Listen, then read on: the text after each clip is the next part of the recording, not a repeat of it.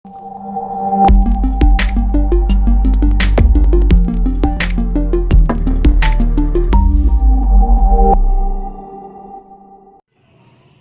നമസ്കാരം. നമ്മൾ ഇന്ന് അടുത്തത് പ്ലസ് ടുവിന്റെ ഫിസിക്സിലെ ആദ്യത്തെ ചാപ്റ്ററിലെ വളരെ പ്രധാനപ്പെട്ട കുറച്ച് പോർഷൻസിനെ കുറിച്ചാണ് നമ്മൾ ഇന്ന് സംസാരിക്കുക.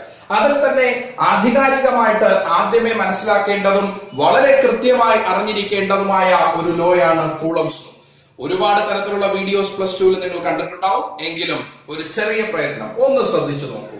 കൂളംസ് ലോ എന്താണ്? കൂളംസ് ലോ രണ്ട് ചാർജുകൾ, consider to charges Q1 Q2 are separated by a distance r. Let Q1 and Q2 are two charges. It may be both positive or negative or positive and negative. മക്കളെ, രണ്ട് ചാർജസും positive ആണെങ്കിൽ ഇവക്കിടയിൽ repulsive forces ഉണ്ടാവും. രണ്ട് ചാർജസും negative ആണെങ്കിലും similarly repulsive force ഉണ്ടാവും. ഒരു charge പോസിറ്റീവും മറ്റൊരു ചാർജ് നെഗറ്റീവും ആണെങ്കിൽ അട്രാക്റ്റീവ് ഫോഴ്സ് ഉണ്ടാവും. That means Q1 Q2 two charges, അവക്കിടയിൽ രണ്ട് തരത്തിലുള്ള ഫോഴ്സുകൾ ഉണ്ടാവും. ഒന്നല്ലെങ്കിൽ അട്രാക്റ്റീവ് ആയിട്ടുള്ള ഫോഴ്സ്, അതർവൈസ് റിപ്പൾസീവ് ആയിട്ടുള്ള ഫോഴ്സ്. അങ്ങനെയാണെങ്കിൽ രണ്ട് ചാർജുകളെ ഒരു പർട്ടിക്കുലർ ഡിസ്റ്റൻസിൽ സെപ്പറേറ്റ് ചെയ്ത് കഴിഞ്ഞാൽ അവയ്ക്കിടയിൽ ഡെവലപ്പ് ചെയ്യപ്പെടുന്ന force, that force is directly proportional to product of these charges. ഈ ചാർജുകളുടെ ഗുണനഫലത്തിന് തുല്യം Q1 Q2. And that force is inversely proportional to a square of the distance between these two charges. രണ്ട് ചാർജുകളുടെ ഡിസ്റ്റൻസിന്റെ സ്ക്വയറിന് inversely proportional. This is known as Coulomb's law. അപ്പൊ എന്താ Coulomb's law പറയുന്നത്? Simple. If two charges are separated by a small distance, the force of attraction or repulsion between these two charges are directly proportional to product of charges and inversely proportional to the square of the distance between the charges. F proportional to Q1 Q2, F proportional to 1 by r square. അങ്ങനെയാണെങ്കിൽ F proportional to Q1 Q2 divided by r square. This F proportional sign മാറ്റാൻ equal sign ആക്കാൻ ഒരു constant കൊണ്ട് ഗുണിച്ചു K, balance ഉള്ള Q1 Q2 divided by r square, where this K is a constant having value 1 by 4 pi epsilon. അങ്ങനെയാണെങ്കിൽ ഇവിടെ F is equal to, instead of K ഇവിടെയാണ് കൊടുക്കുന്നത് K യുടെ വില 1 by 4 pi epsilon into Q1 Q2 divided by r square. Thus epsilon is the permittivity of medium.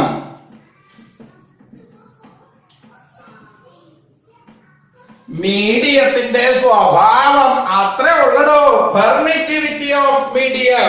അങ്ങനെയാണെങ്കിൽ if the charges are placed in free space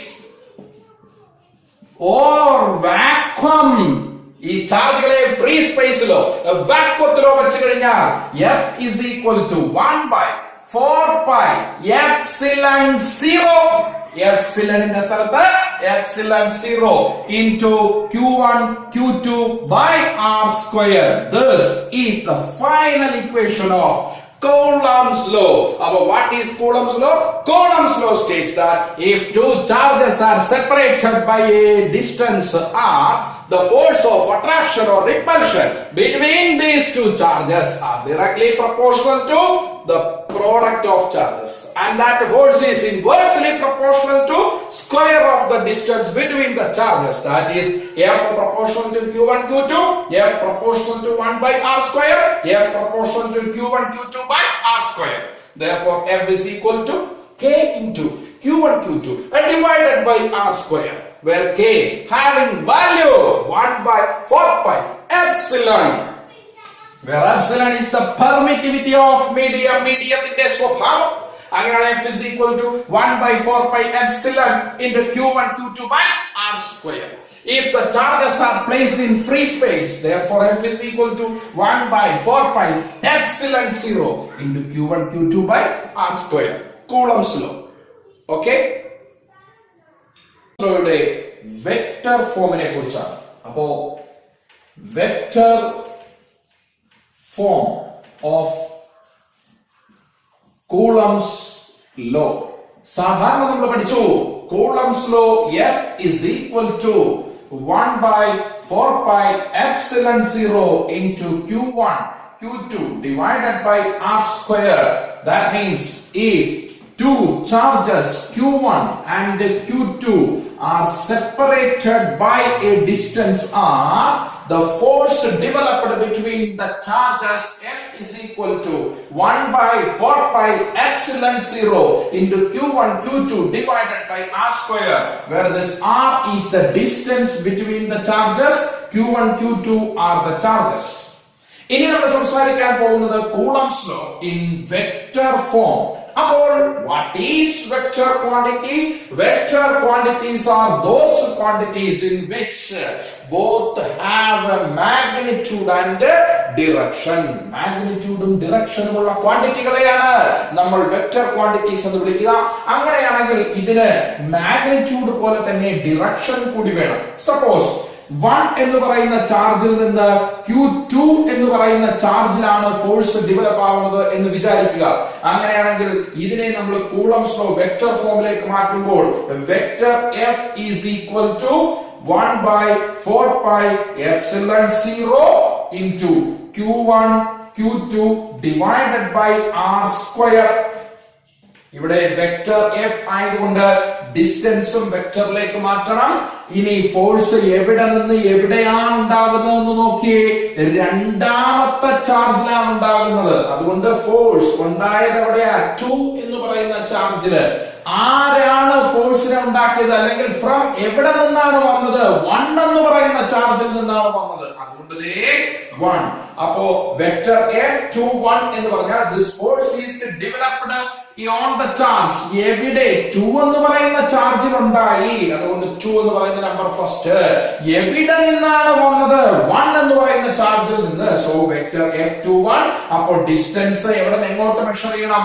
ഇവിടെ നിന്ന് ഇങ്ങോട്ട് measure ചെയ്യണം. From 1 to 2. അപ്പോൾ ഡിസ്റ്റൻസ് ഫ്രം 1 to 2 into ഇതിന്റെ unit vector R12 ന്റെ unit vector. This is Coulomb's law in vector form. Similarly, തിരിച്ചാണ് ഉണ്ടാവുന്നത് എങ്കിലൊന്ന് ആലോചിച്ച് നോക്കിയേ. Q2 Q1 distance R. ഈ ഫോഴ്സ് ഉണ്ടാവുന്നത് എവിടെയാണ്? Q1 എന്ന് പറയുന്ന ചാർജിൽ ഫോഴ്സ് ഡെവലപ്പ് ചെയ്യപ്പെട്ടു. ഏത് ചാർജാണ് ഡെവലപ്പ് ചെയ്തത്? 2. അങ്ങനെ this equation can be rewritten like that. എവിടെയാണ് ഫോഴ്സ് ഉണ്ടായത്? 1 എന്ന് പറയുന്ന ചാർജിലാണ് ഫോഴ്സ് ഉണ്ടായത്. അപ്പോൾ F1 ഏത് ചാർജാണ് ഫോഴ്സ് ഉണ്ടാക്കിയത്? 2 എന്ന് പറയുന്ന ചാർജാണ് ഫോഴ്സ് ഉണ്ടാക്കിയത്. Is equal to 1 by 4 pi epsilon 0 into Q1 Q2 divided by ഡിസ്റ്റൻസിന്റെ സ്ക്വയർ. വെക്ടർ ഫോം ആണ്. ഇവിടെ സിമ്പിൾ ആയിട്ട് വെക്ടർ F12 എന്നുള്ള നമ്പർ തിരിച്ചിട്ടാൽ മതി. ഫോഴ്സ് 21 അപ്പോൾ 12. therefore F12 ആണ് ഇവിടെ വരുമ്പോൾ 21 into R21 ന്റെ unit vector. Okay, this is the force developed in the charge Q1 due to Q2. This is the equation for force developed in the charge Q2 by Q1. Both are equal. Okay? എല്ലാവരും വീട്ടിൽ തന്നെ ഇരിക്കുക. എല്ലാവരും സുരക്ഷിതരായിരിക്കുക. നമ്മുടെ ആരോഗ്യ പ്രവർത്തകരും പോലീസും അതുപോലെ തന്നെ സർക്കാരും ഒക്കെ പറയുന്ന എല്ലാ കാര്യങ്ങളും അംഗീകരിക്കുക. അതുപോലെ തന്നെയുള്ള ഓൺലൈൻ ക്ലാസ്സുകളെല്ലാം സെർച്ച് ചെയ്യുക, കാണുക. എല്ലാവരും സുരക്ഷിതരായിരിക്കുക, ആരോഗ്യവാന്മാരായിരിക്കുക. സിമിലർലി നമുക്ക് ഹയർ സെക്കൻഡറിക്കുള്ള കുട്ടികൾ ഇതെല്ലാം പഠിക്കുകയും കൂടി വേണം. സോ അതുകൊണ്ട് തന്നെ നല്ല നല്ല ചാനൽസ് സെർച്ച് ചെയ്യുക. നമ്മുടെ സയൻസ് അക്കാഡമിയിലും ഓൺലൈൻ ക്ലാസ്സുകൾ സ്റ്റാർട്ട് ചെയ്തിട്ടുണ്ട്. ക്ലാസ്സുകൾ കണ്ട് ഇഷ്ടപ്പെടുന്നവർക്ക് റെഗുലർ ആയിട്ടുള്ള ക്ലാസ്സുകൾ ഓൺലൈനായിട്ട് സയൻസ് അക്കാഡമിയിൽ കൊടുക്കുന്നുണ്ട്. താല്പര്യമുള്ളവർ കോൺടാക്ട് ചെയ്യുക. Okay, thank you, by.